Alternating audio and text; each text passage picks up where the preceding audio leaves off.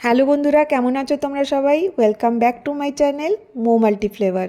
আশা করি তোমরা সকলে ভালো আছো। আজকে আবার আমি একটা নতুন টিপস ভিডিও নিয়ে চলে এসেছি।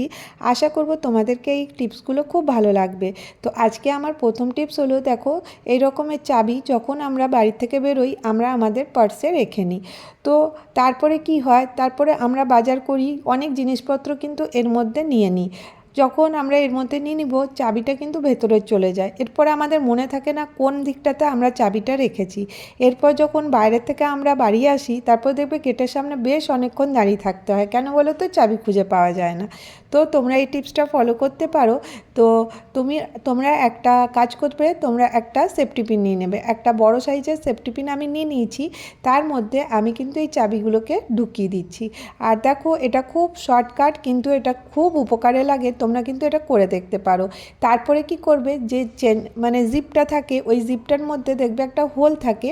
ওই হোলটার মধ্যে এখানে আমি এই সেফটি পিনটা লাগিয়ে দিচ্ছি। এরপরে কি হবে, যতই জিনিসপত্র এর মধ্যে থাকুক না কেন, তারপরে যখন আমি চেনটা হাত লাগাবো তখনই কিন্তু আমি এই চাবিগুলো পেয়ে যাব।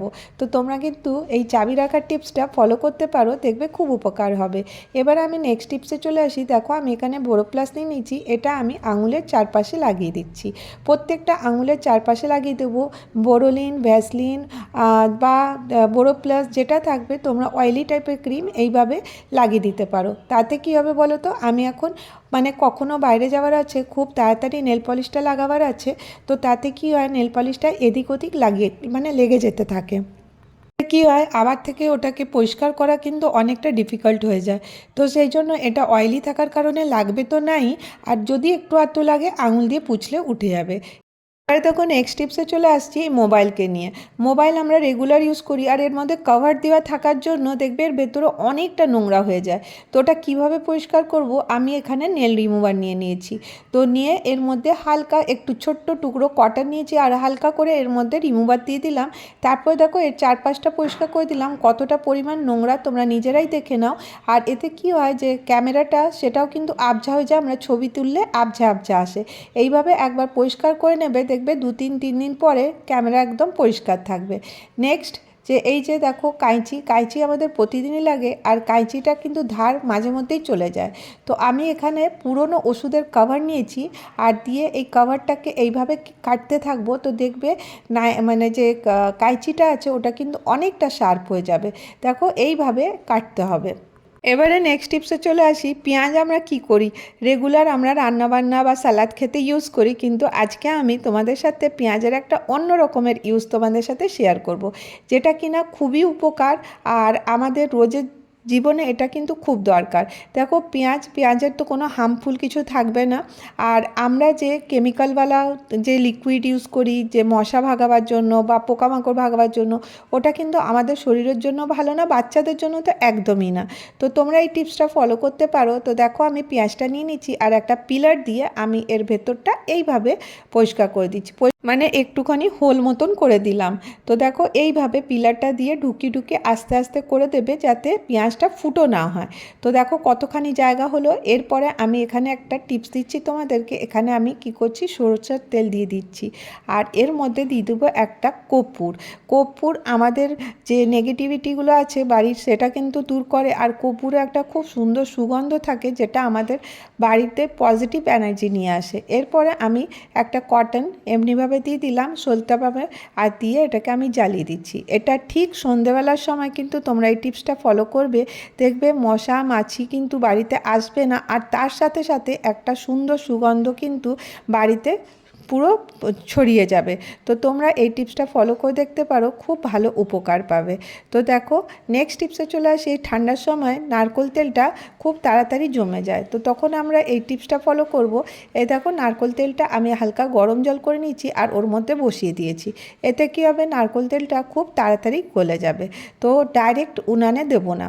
এরপরে নেক্সট টিপসে চলে আসি। একটা তাওয়া গরম করেছি, আর এর মধ্যে 2 পাউচ শ্যাম্পু নিয়ে নিয়েছি। তোমরা যে কোনো কোম্পানির শ্যাম্পু নিতে পারো। আর এর মধ্যে আমি দিয়ে দিলাম জল।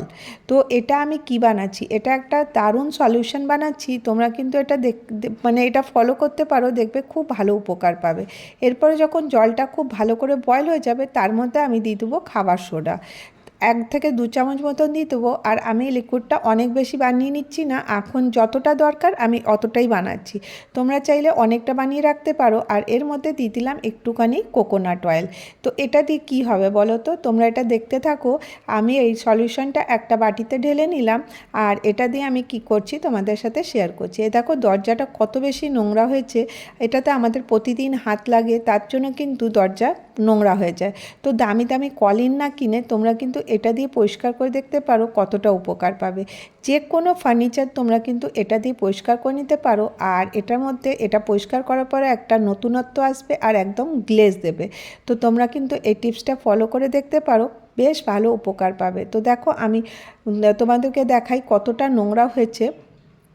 কাপড়টা দেখো কতখানি নোংরা। এইভাবে দেখো আমি আমাদের প্রত্যেকটা ফার্নিচার এইভাবে পরিষ্কার করলাম। তো কাপড়টা দেখতে পাচ্ছ কতখানি নোংরা হয়ে গেছে। এবারে নেক্সট টিপসে চলে আসবো। এরকম সেরামিকের গ্লাস মানে কাপ গ্লাস থাকে, তো এর মধ্যে আমি কি করছি দেখো, প্রথমে একটু কোলগেট লাগিয়ে নিচ্ছি।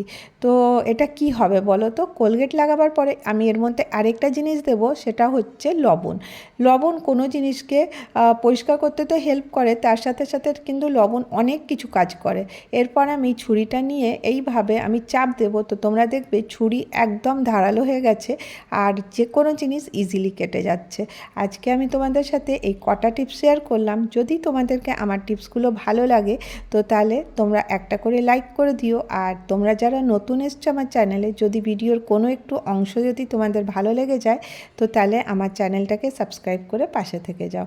আজকের ভিডিও এখানেই শেষ করব। তোমাদের সুস্থতা এবং দীর্ঘায়ু কামনা করে আজকের ভিডিও এখানেই শেষ করি। আবার দেখা হবে নেক্সট ভিডিওতে। ভালো থেকো, সুস্থ থেকো, বাই বাই।